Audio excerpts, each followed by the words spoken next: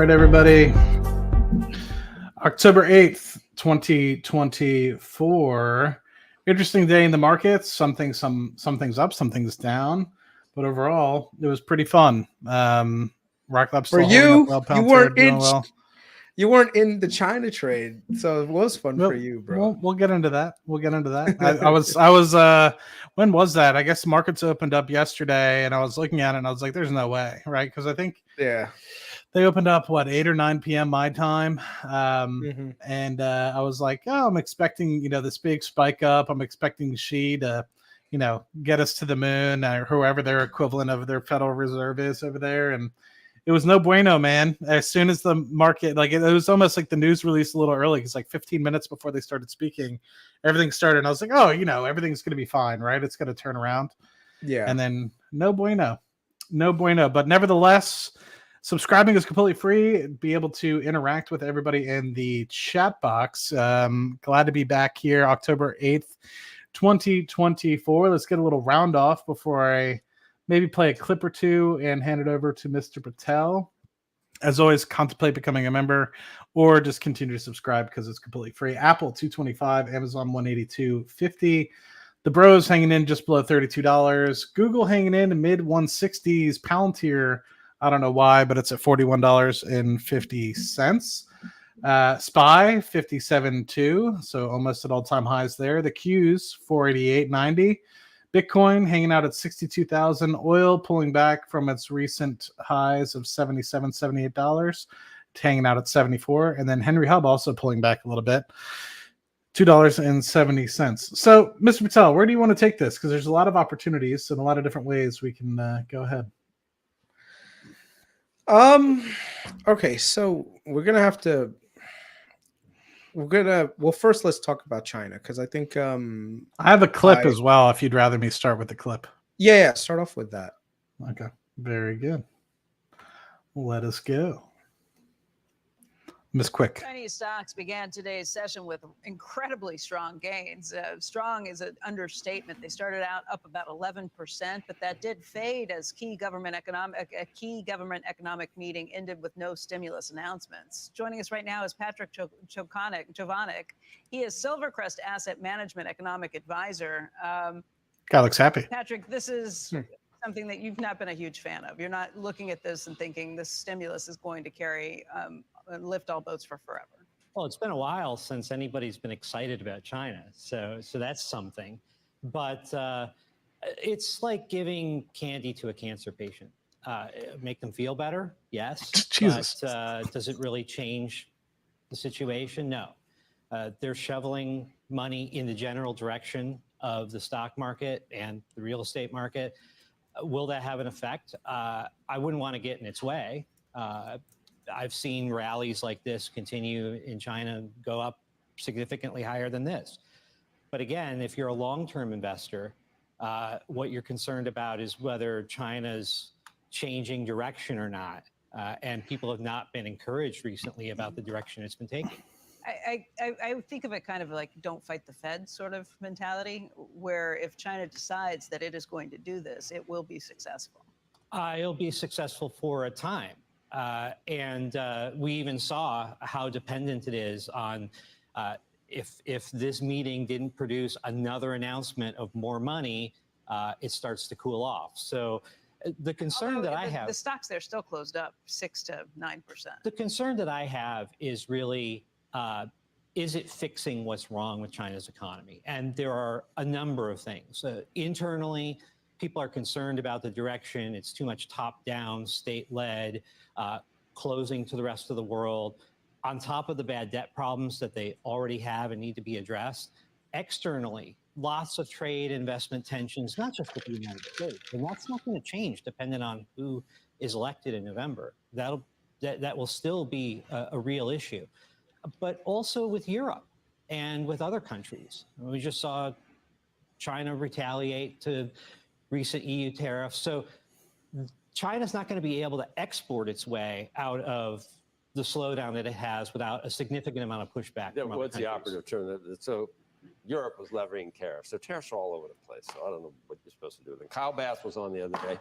He basically says you just don't invest in communism. It never works. And he said it on the air. He's got this expression, you're picking up dimes in front of bulldozers. So what does that mean? You're like running out there to pick them up and you could get run over at any second. Do you think it's that bad? That you're not that negative on it? No, I'm not. I've lived in China for many years. To call it communism is a little bit oversimplifying the situation. How so?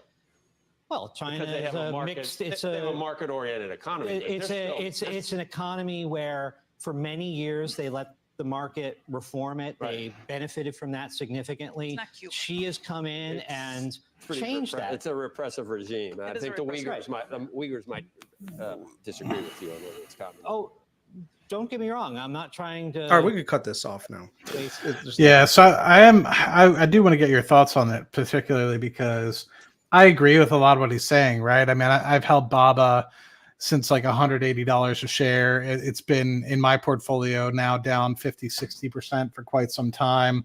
I kind of where he's coming from, right? I mean, you can give a little bit of an adrenaline shot to a dead economy and you're going to see initial gains, which we have seen. But to me, I'm wondering, as a long-term investor, like, is now the time for me to be selling my Alibaba because it's already up, almost 80%, 90% from its lows. Should I be saying that's good enough, right? I've gone from down 60-65% to now only down 30-35%, whatever it is. Or do you honestly think that this is a regime change for them and they actually are going to start to recognize, okay, that wasn't a good path we were heading down? Or do you think it's just too early to tell? And that's where I'm kind of confused. And I also want to hear your perspective because very often, sometimes you have long-term plays, sometimes you have short-term plays. I want to know if this was a shorter term or if this was something that was going to be a several month sort of trade for you. For me right now, so let me describe a couple of things. The stimulus measures that they took, or at least they spoke about initially, were monetary stimulus. Okay, these are things that their central bank controls. So basically, interest rates and things like that. So basically, you're controlling the velocity of money. Okay, the next is fiscal. Fiscal is when the government comes out and spends a whole bunch of money to do different things. And that money eventually works its way into the general economy, right? So the expectation today at today's meeting was that we would get a fiscal bazooka blown. So, when it comes to stimulus, it's a double-barreled shotgun. The first barrel that you fire is a monetary stimulus measures where you're cutting interest rates. So people are, able to generate a lot more liquidity and like buy and utilize credit. The other part is spending money from the government. The US, if you look at us, we kind of did both. We did, when it came to COVID, we lowered interest rates down. The Fed lowered interest rates and the government sent out a bunch of stimulus checks from its from the Treasury, right? So you had like a dual approach.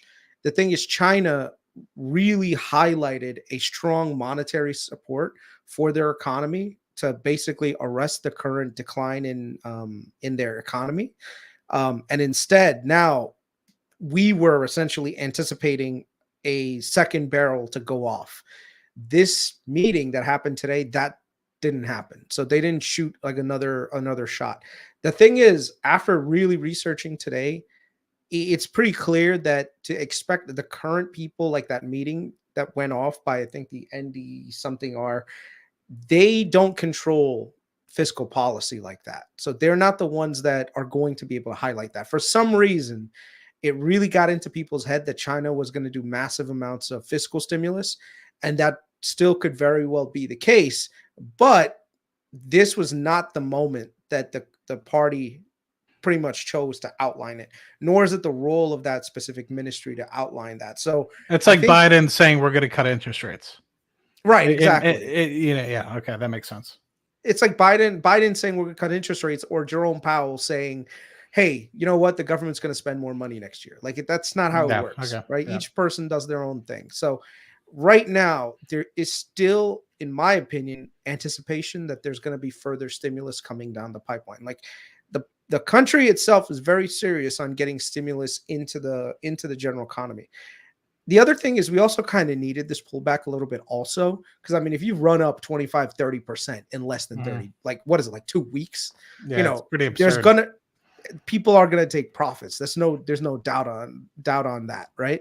I think I would say, and I'm going to admit it, one of the mistakes that I personally made is I did go in a little bit heavier into a couple of ETFs because I am long-term, I would say probably medium to long-term bullish on it, but I should have just waited a little bit for a moment like this to get in rather than just going in a little bit too soon. The problem is when the markets were rallying, I didn't know when this moment like of retracement would come. So what tends to happen is people in anticipation of a pullback, they wait too long. And I didn't want to get caught up in that waiting too long, right? So if you look at how this thing has been going up, it went literally parabolic, 30% in less than a month. So I've been in the past burned by that kind of logic where it's like, well, you know what? I'll just wait until it corrects a little bit, and I'll wait until it corrects a little bit. And it's, by the time my correction, that 10% correction came, it's already way past what I could have just bought it for initially, right? Yeah. So I figured, you know what, I have the cash on the sidelines, let me just put it in there. So it took a little bit of a retracement. The one thing that I also made a little bit of a mistake on is if you go up there, put in KBA or KLL and do either one, that one's fine. And go to 1 day or 1 day chart, right? So you see that precipitous drop, that almost 10% drop, right? So a lot of people are saying, wait a second, Shanghai was up yesterday 5%. How is this down if it tracks the index, right? Do you know, Matt, why it went down? Currency exchange. Nope. No idea. Nope. Is it the top 50 stocks? I don't know. No, it's because NAV. Okay, so the way that an ETF works is net asset value, right? What happened was that Hong Kong was riding higher, and higher throughout the last week. Shanghai was closed last week. So what ended up happening was people were piling into this ETF and they were paying a premium on top of the NAV. I thought, hey, you know what? I don't mind paying a little bit of premium just in case Shanghai opens up and then rallies on Monday, or what is it, Tuesday? And, whatever that premium distance is, it'll get caught up. It didn't get caught up because of the policy didn't get announced that hard. So let me show you what I mean by that. And anyone that's investing in ETFs should know how this works, actually. So let me just pull it up. Give me 1 second.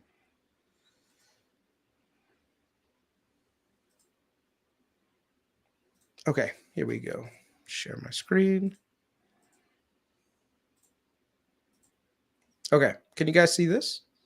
Yeah. Okay, so what happens is there's something called net asset value. That means that all the stuff that you take in, basically that is the net asset value, the total value of that ETF. And then there's the market price, okay?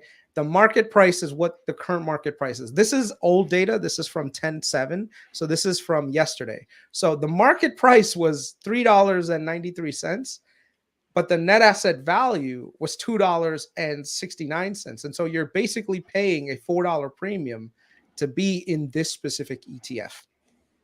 Okay. And there are times where you will see that the underlying the ETF will trade at a premium, and then sometimes it'll also trade at a discount. A lot of times they don't really do that very often, but you can see here, if you go back historically, it's been trading at a pretty, at a pretty flat rate. So barely 1% tracking. The problem is because Golden Week was, or as they call it, Golden Week was closed, you saw inflows into this ETF, right? But at the same time, the net asset value was still the same. So it didn't get repriced higher.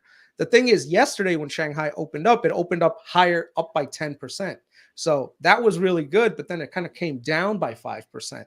And so now you have a disconnect. So now that basically the price has come down now, you're closer back to net asset value again. So the net asset value, I have to do the end of day calculation, but right now, if you look at this KBA, so KBA stock today is around 27.65, right? So depending on how Shanghai is today and yesterday, that net asset value is probably going to go up to 5%.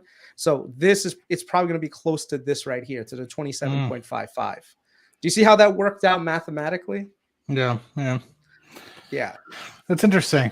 Yeah, it's one of those things where it always confuses the crap out of me because like trading in different markets can be a little bit confusing in that respect because it's not always like for like, if that makes sense. Yeah. Interesting. Yeah. So now the key is, do I sell it? Do I buy it? Well, first of all, I bought it at a net asset value. So I didn't necessarily lose any money, right? I mean, I'm probably down maybe like 2-3% because I bought it before the net asset value jumped up.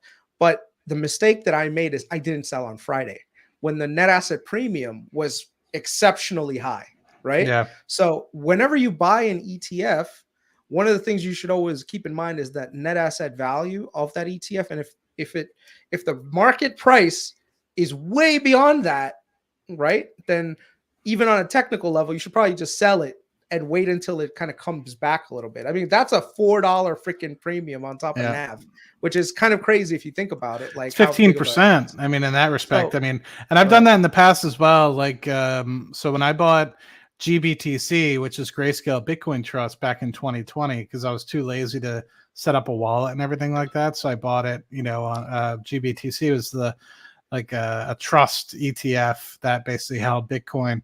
They had something called a GDLC, which is digital large cap, and majority of it was Bitcoin. But the same thing, right? At one point, it was up like 200% premium on the net asset value, and so I was like, it's pretty stupid for me to hold this, right? The only thing it could do is collapse. And so I think it was just a lot of people wanting to get exposure and not necessarily have to set up a bunch of different wallets. And it was kind of like an ETF for different currencies. So anyway, I sold it, made a little bit of a premium on that. That was an easy take. And then it obviously collapsed not too long after that.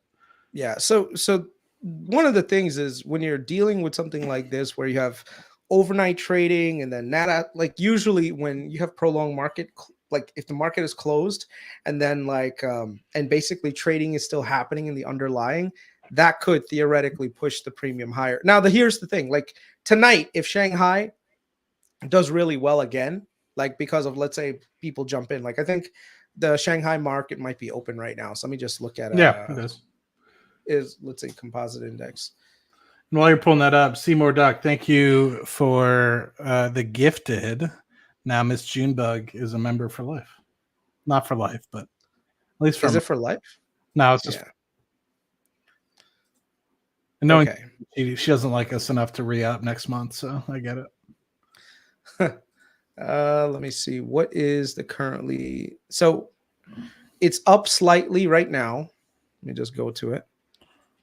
So here it is. So yesterday it closed at, what did it close at? 10.8. No. So man, I hate, sometimes it's hard to invest in international markets because you don't know what's actually like the current price, because I don't know if the market is open, if it's this. So right now it's yeah, sometimes it's a pain in the ass. I remember when GameStop was going wild, I was trying to track it in the European markets because it was going ape shit. I was trying to track it in the German markets, and sometimes it's a little difficult. Okay, so just opened up because like I just looked at it before and it says it's up 5%. I'm like, it's not up 5%. It looks like it's pretty flat from yesterday, but or did it? Hold on. This is last. It's not updated. That's why the data is delayed. So we might have to wait until this stupid thing gets updated. It might be, it might be a 15-minute lag. Yeah, let's see. You never know. Okay. So here it is. This looks like it's accurate. So this is what's going on with it right now. So yesterday it closed at 34.88, came down to 33.30, and now it's going back up a little bit right now. So this is basically what's going on in Shanghai. So basically that index primarily tracks the top 50 companies within the Shanghai index, and so it'll track that. So based on that, you'll see KBA move tomorrow, So we'll see. We will see. Yes, But sir. that being said, weren't cruise lines up big today? Weren't you? Like, I think I They saw were. the exact They were. opposite. Is there any reason? I mean, I was confused because I was looking and I was like, oh, the market's doing well today. So I was looking at SPY, I was looking at Palantir, I was looking at a few things, Yeah. and I'm like, I was like, are rates plunging again? I'm like, what's going on? Because it didn't make sense. And the first thing I wanted to go look for was the 10 and 20 year, because I was like, they have to be going in the opposite direction. But actually, rates were actually slightly up today.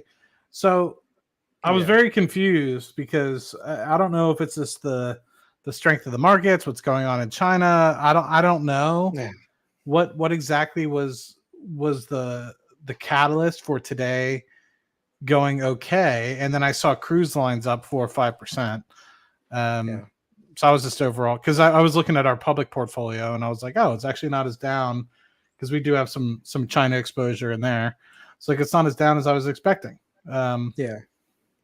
We don't have that big of a position in China anyway. You know, that's one small. of the things. It's, as long as we're positioning it correctly. I mean, I think China is fine. Like, there are places China is going to do well. There's more fiscal stimulus on its way.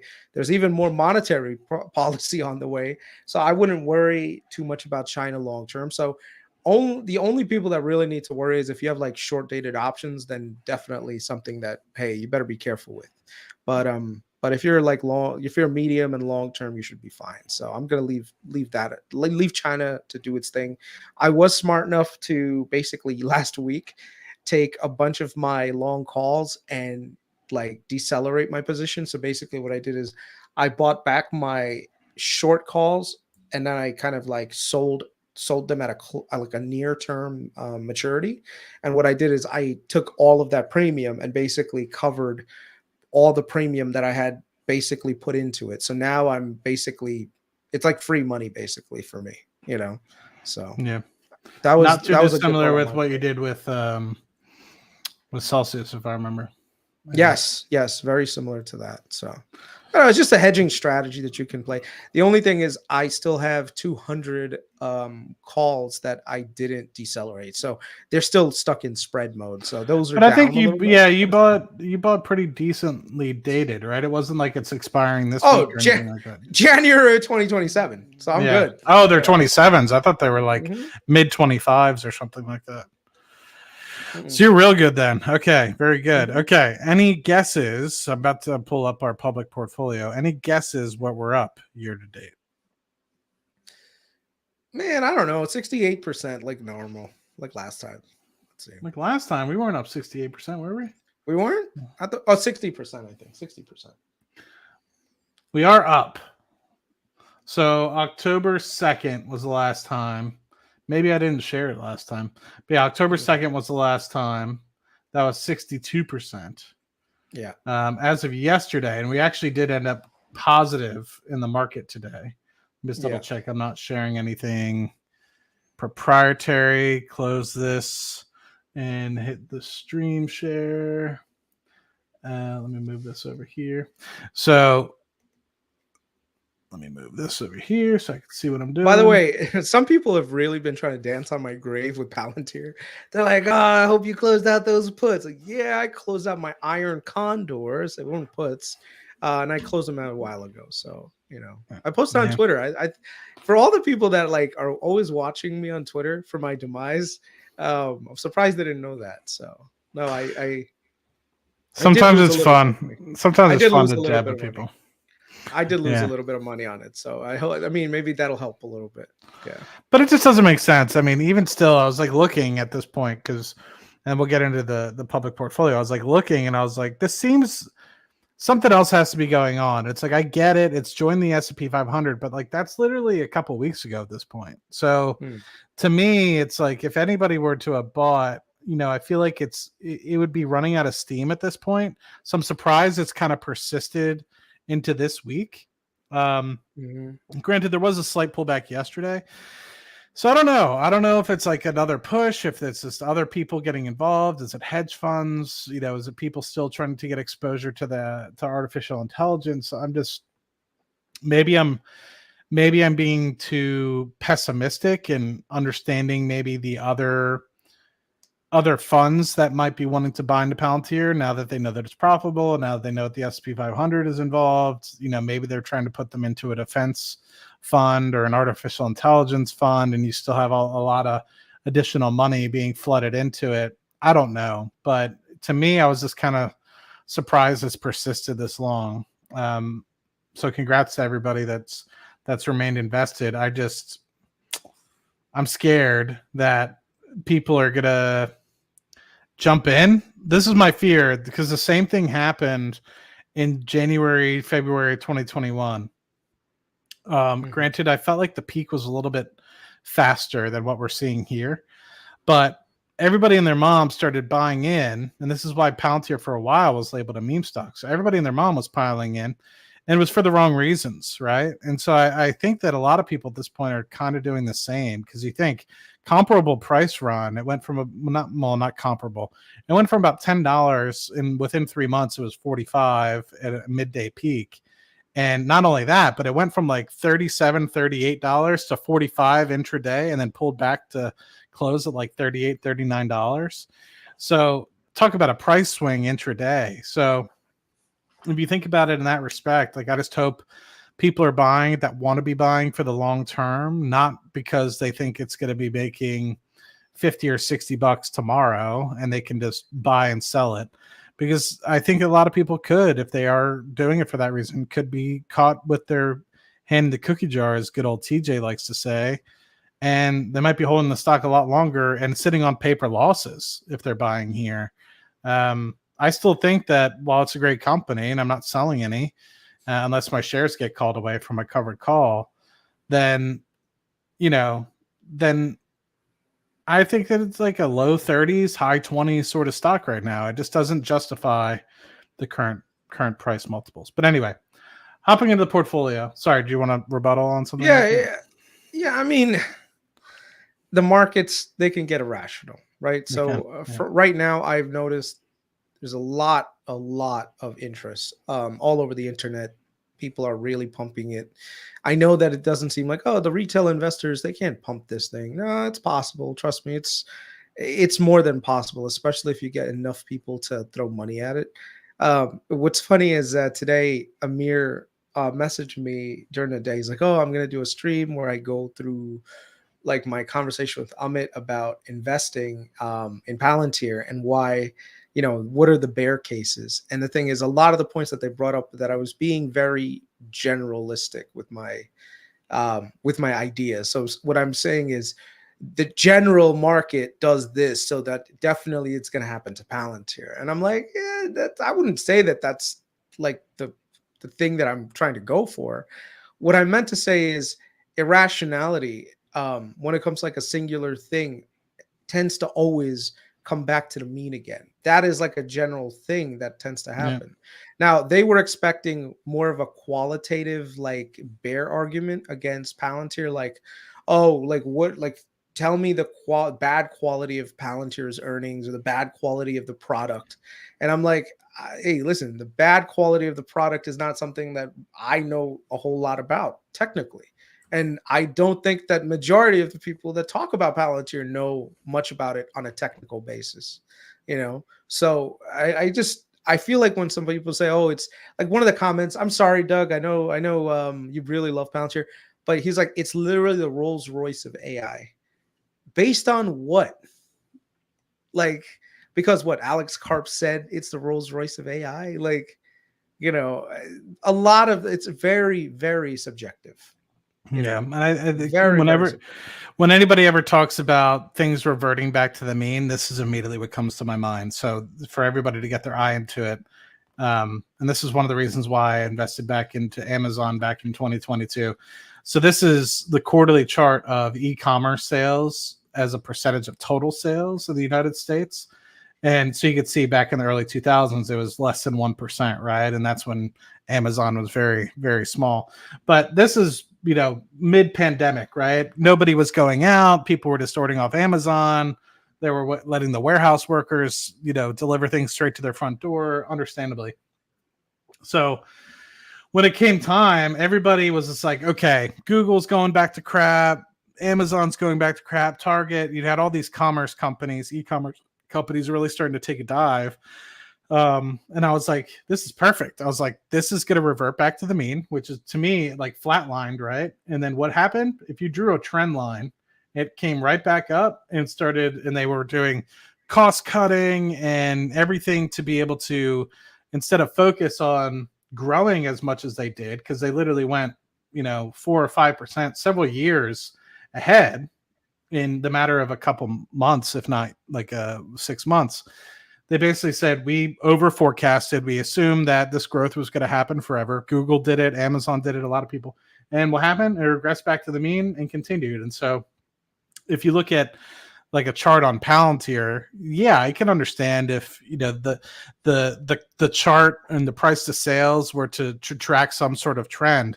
But if you look at it, it's starting to look like the graph itself on Palantir is starting to look like this, where it goes parabolic upwards. And we all know what happens when that happens, right? It happened in PayPal. It happened on a bunch of different companies in 2021, 2022.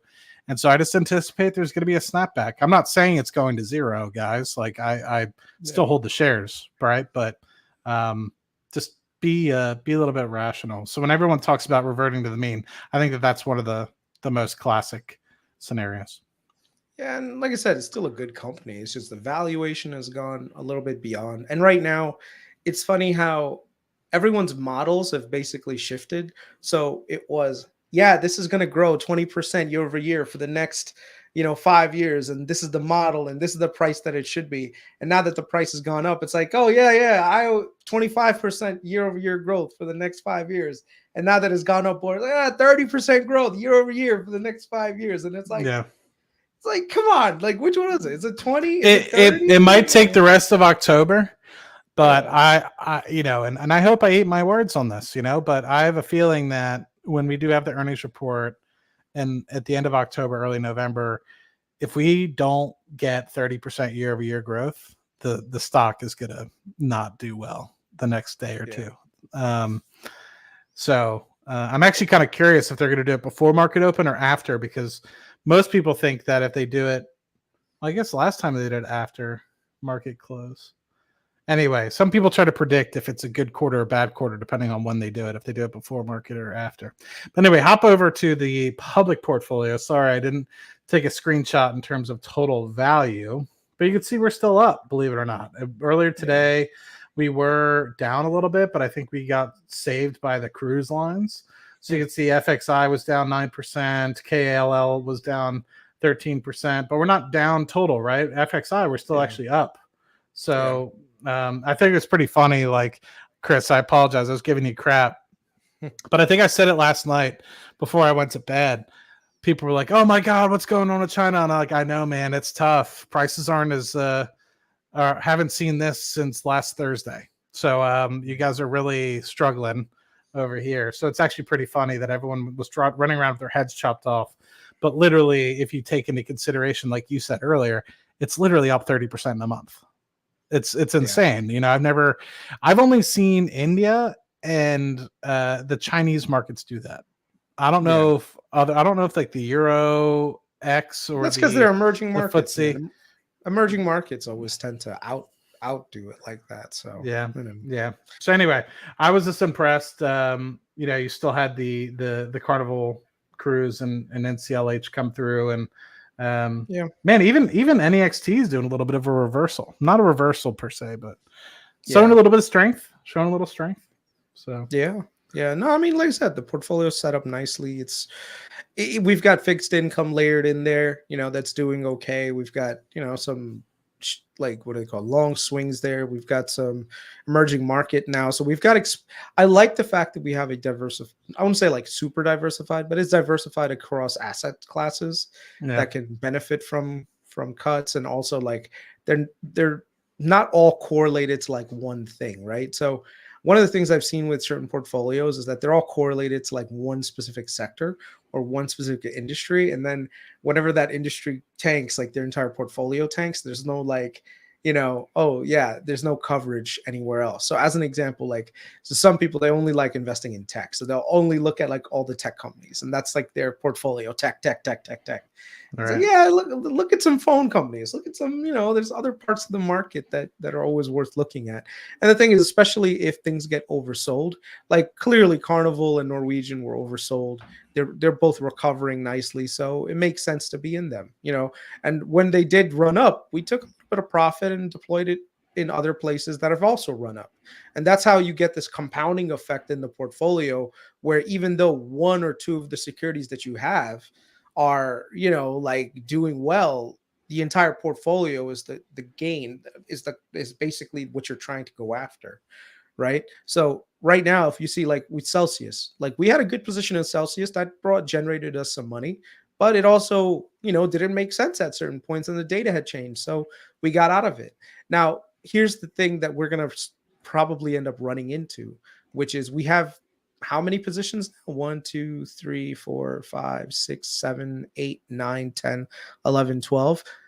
The more positions we add to this thing, the harder it is going to be to track it. And the harder it is going to be for us to manage it. So I think at this point, we're pretty much tapped out a number of slots that we can put in. Some of these you could probably combine as a like proxy against each other. Like Carnival and Norwegian could be kind of combined a little bit into like, because they both move in similar directions.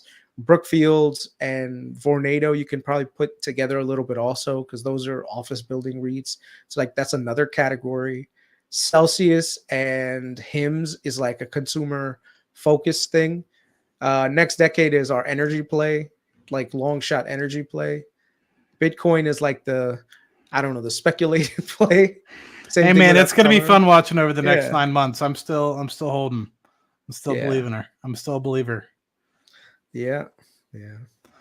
But yeah, it'll be fun. I think like Celsius, for example, we're not really putting money into Celsius right now. It's literally just there to me to be a tracker. I mean, I'm selling puts on Celsius, a small, I have a couple hundred shares, not couple hundred contracts, right? Like You're selling 2 or 3. You're selling puts or calls against it? Selling puts on Celsius. Really? Yeah. So hoping that I can eventually get to a place where I'm anticipating 3Q earnings. You'll see a turnaround. Granted, Pepsi just reported and they kind of stated that sales are kind of a little bit sluggish, but I think that what you're going to see is people are going to recognize at some point this thing's still going to be a free cash flow monster. It's still going to be growing. It's growing internationally. It's going to continue to have strength. It's probably oversold at this point. And so I think in my anticipation is 1 or 2 more quarters and you'll see the bottom on this. Granted, I've been thinking that was going to happen at $40. So, we're down pretty substantially from there. And so that's why I have my 1 share in there, right? Kind of as like a teaser to kind of I still remember when you asked me too. It's like, should we buy a share of Celsius? I'm like, we can, but it's, we'll see. Yeah. So my thought process is eventually, eventually we'll probably, I would want to push for it again. If it gets cheap enough. I don't think it is really worth only $28 a share. I think it should be in the 40s personally, just based off of what I know the potential is. Maybe that's my bias from sawing what happened. So anyway, I think I'm just going to wait for market insight data, because I think that's the key, right? Once you see that, like, let's say growth is not accelerating, but basically moderating, and you're not seeing any more declines in growth, then definitely worth looking at.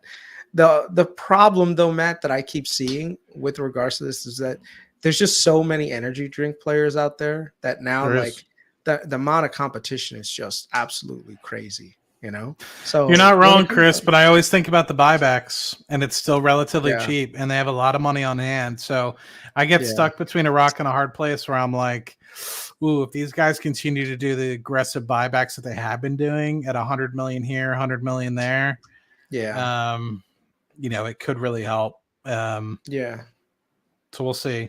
It could be completely wrong, but I agree with you. The headwind is tough. It's a competitive market. You're competing against Red Bull. You're competing against Monster, and I don't think people recognize this. Like when you go into a store, a lot of those energy drinks up on the shelf are owned by Monster.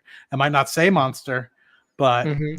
they've taken the opportunity to buy out a lot of those things. So, yeah. Anyway, I do want to announce. Well, I guess let's see how far we up this year. So 64% year to date. We were at 62 and a half.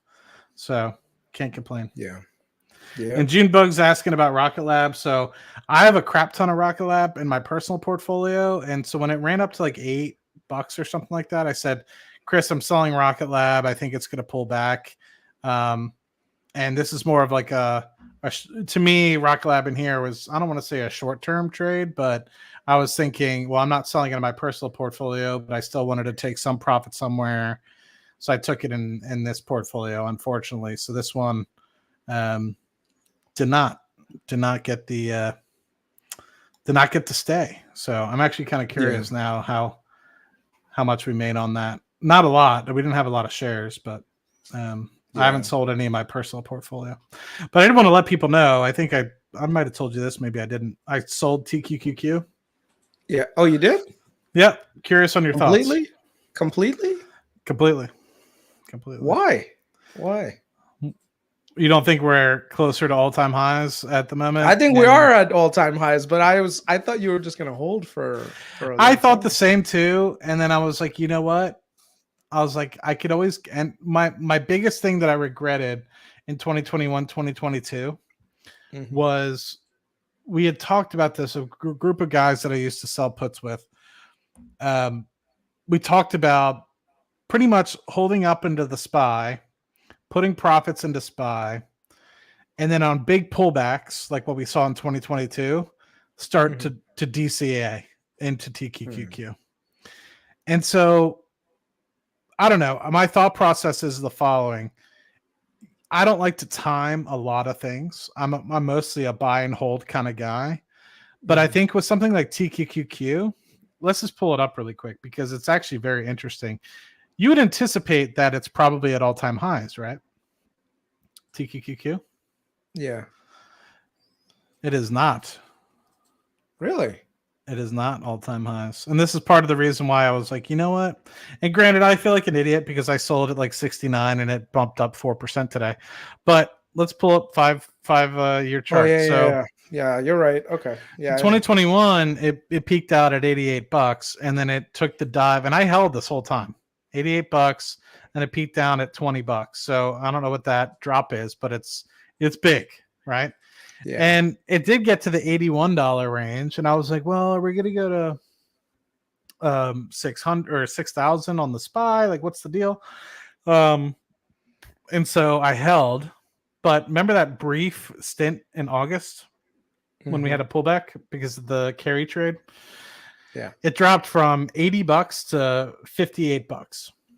And it struggled, even though we're back at all-time highs, it struggled to get back to $80 because we've kind of been up, down, kind of more sideways. We haven't been straight up. And the reason why this blew was if you look at SPY or just Qs in general, it compounds just like on the opposite direction, it compounds. But we had a phenomenal growth period from the bottom of April 2024 to July. And then we saw like almost a 15 or so % pullback. And obviously that's going to have a huge impact on something like TQQQ.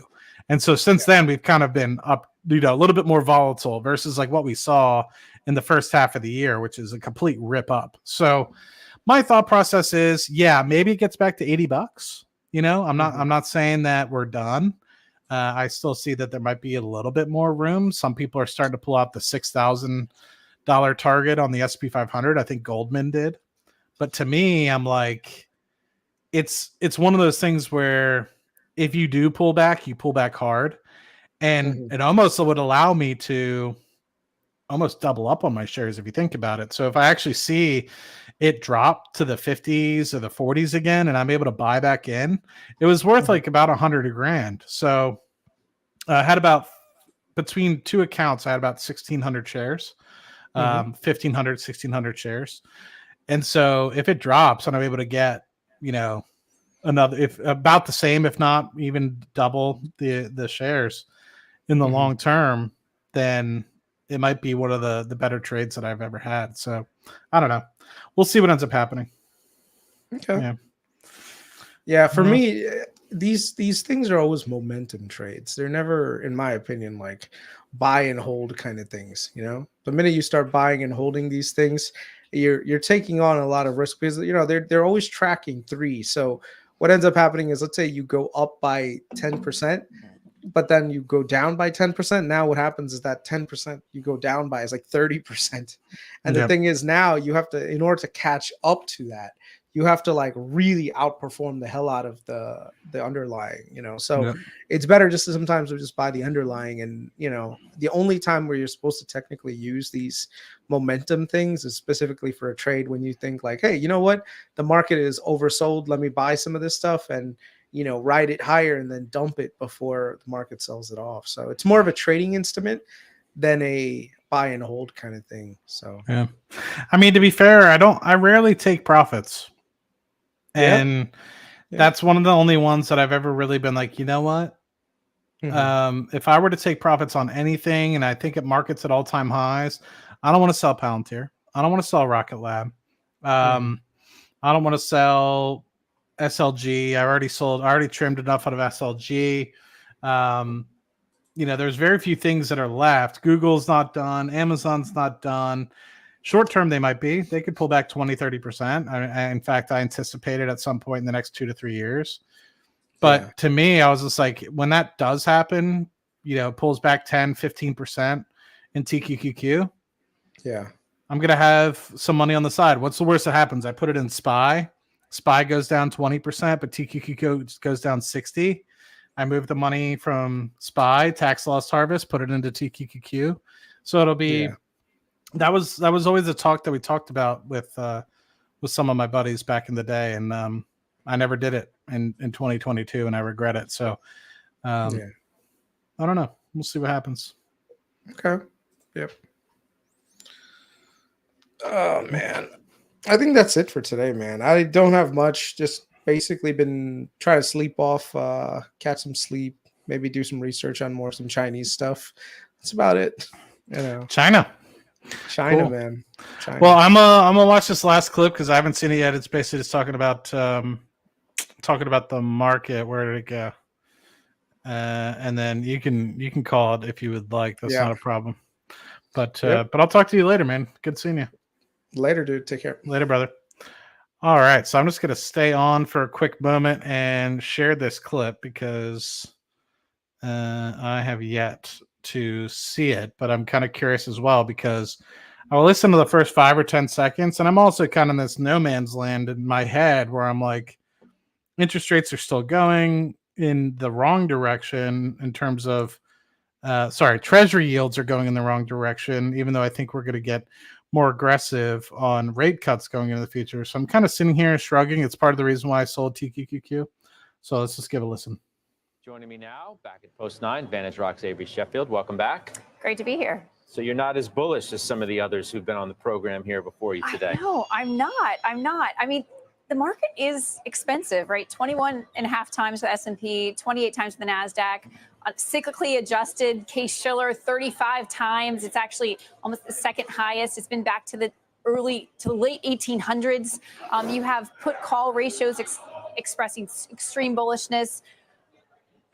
This is a market where people are excited, as your previous guests, who I greatly respect, I think demonstrate people are excited. And when everyone's on one side, I always wonder, is this really as good as, is it really going to be able to go further from here? And you really feel like everybody is sort of now on one side of the boat? It feels like, I mean, valuations would suggest that, sentiment would suggest that, but call ratios would suggest that. Yeah. I feel very much like a lone, more cautious investor at the moment. Well, I mean, there are reasons to be bullish, no? That's what they say. Fed's cutting, economy's much stronger at this point than people thought it would be. And we're just at the first stop on the train tracks of these cuts. Right. Well, the question is what's priced in, right? So if we look back at go back to where the market bottomed. The market bottomed at the end of October 2022. We were worried about the economy getting worse and the Fed having to cut at some point. We had infrastructure spending ahead. We had onshoring spending ahead. We had AI excitement ahead of us. The market was at 15 times then. Here we are, 2 years later, market's at 21 and a half times, and AI spending has already massively taken off. Going to continue it's not over. Strong. It's not over, but is it accelerating from here? Spending accelerating. Maybe. Growing at a faster pace than it's grown so far. I'm not sure it's going to grow at a faster pace. It's going to continue to grow a lot. There are going to be a lot of dollars, but is it going to grow at a faster pace than it's grown? I don't know. Are we going to see infrastructure spending grow at an accelerated rate from here versus what we've seen over the past couple of years? From what I'm seeing, it looks to be more stable, right? And then in terms of Fed rate cuts, yes, we are here with rate cuts, which should be stimulatory. The only reason it's taken this long is because the economy's been better. Yeah, for good reasons. For good reasons. But what we've had the market front run those rate cuts, right? So you look at many industrial stocks, you look at stocks in the housing sector, you look at stocks in trucking, they're trading at near all-time highs on potentially depressed earnings with the expectation that rate cuts are justify the valuations. But then when you get those rate cuts, how much upside is there to the stocks from there? Okay, so you think a lot of it is just in the market. What areas of the market do you like? Because when you sat down and you said you kind of uncomfortably the bear out of the group thus far on the show, it's not like I don't like anything, but what do you like? Yes. Well, I mean, we tend to have more of a barbell approach to our portfolio where you have kind of those steady, kind of compounding ballast positions, reasonably priced, not as cyclical, and then cyclical opportunities. So on the kind of more ballast side, we continue to like the telecommunications companies. I don't think many people are aware that actually you've had two of the major wireless carriers in the U.S. Their stocks are around 30% this year. Like they've massively outperformed the market, but they're still quite cheap at 7 to 10% free cash flow. They did underperform prior to that, didn't they? But the whole point is, what has been the opportunity for this year and what's the opportunity from here? And I think people are really underappreciating how this industry has become more consolidated. Family plans are creating a stickiness factor where they're not having to spend as much to keep you. Churn is coming down. And also each of them has a secular growth story, whether it's fixed wireless or fiber, that has a high ROI for them to build out their broadband businesses over time. Look, very slow. All right. Interesting times here in the market. I did put up a question, Q&A, in the chat. What do you guys think? Do you guys think we're going up from here? Do you think we're at a short-term high? Do you think we're going to pull back? If we're going to pull back, what do you think? 10, 15, 20%? Yeah, I remember hearing a lot of people say it's going to be the lost decade. We're not going to be going anywhere. And here we are. 20-something% up on the SPY for the year. So very interesting. Very, very interesting in that respect. So, all right, all. Well, if there's no questions or anything like that, I might stick around for another 10 or so seconds. For some reason, I think StreamYard's being slow. So I'll stick around for another 20, 30 seconds. And if any questions come through, more than happy to potentially answer them. Otherwise, I might come on live tomorrow on Real Maddie Moolah channel. For those of you guys that don't follow the Real Maddie Moolah channel, I do have my own channel, believe it or not. You heard it here first. So let me put that, although I've been touting for you guys to join the Twitch. Twitch will be preferred as well because I am trying to grow the Twitch platform just so I have another avenue of opportunity. But Matteo De Niro, as Ray says, often goes live on his own channel. So please be sure to subscribe on both ends. Am I still feeling the same way about gas? My narrative hasn't changed. I think if geopolitical tensions continue to rise, that throws a wrench into everything. But man, it's not looking good. It's not. It's really not looking good. I mean, I work in the industry, right? We talk about it 24/7. We're in a planning cycle right now. That's all I can say. And I have a strong suspicion, that projects are going to keep coming online. I have a strong suspicion that even if you do see something in Iran or Israel, that's just going to be a benefit for the other OPEC members to turn on the taps, because they still have, if you think about it, 3 to 5 million barrels a day curtailed. So even if Iran has to reroute or anything of the like to get their oil to markets, they have plenty of other supply. So it might be a short-term crunch, but my anticipation after hurricane season, after things completely flush out in the Gulf, and shippings continue to go in the right direction for natural gas, then yeah, I think oil and gas will continue to go the same way. What do I think about SoFi? I'm bullish. I have about 40 something hundred shares, so 4,000 shares or so. So, all right, looks like nobody wants to hang around. I get it. 96 of you guys were dropping off like flies. Appreciate you all. Hopefully you guys enjoyed it. If you guys have any questions, hit me up on X. More than happy to answer any sort of DMs or anything like that that you guys have. Let me just post that in the chat. And as always, I appreciate you guys. Hope you guys enjoyed and learned something. Please share with friends and family. And I'll see you guys on the next episode. Cheers.